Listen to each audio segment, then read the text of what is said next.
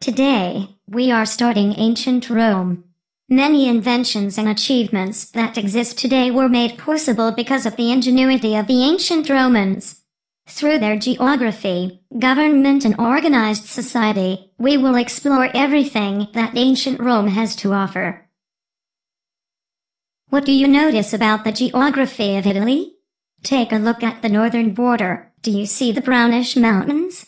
Those mountains were important in protecting the Italians from invaders. Also, notice the amount of green land, which is great farmland. Although it was very hilly and mountainous, the geography of Italy made it fertile farmland. Not to mention it is surrounded by water. We call that a peninsula.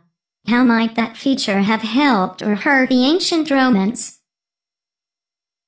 Some positive attributes of ancient Rome's geography were the fertile farmland on coasts. It was surrounded by seas for trade and transportation. Also, the mountains in the north gave protection and the resources gained from the sea were beneficial to the people.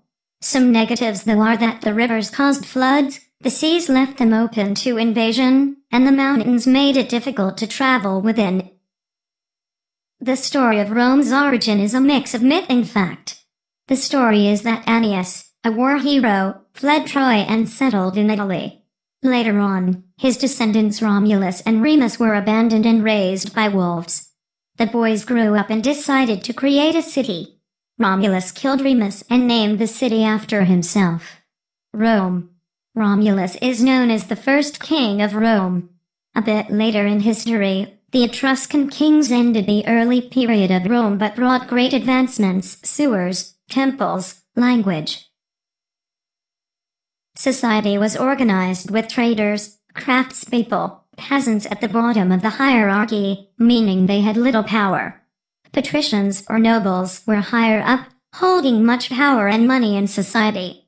At the top were the rulers.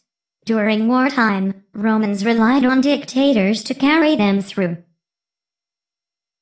Government of Roman society was similar to a representative democracy that exists in the United States. It was called a republic, meaning people elect leaders to govern. Does that sound similar to any other nation's government? In your notebook, jot down some similarities and differences between the governments of Rome, Athens, and the United States.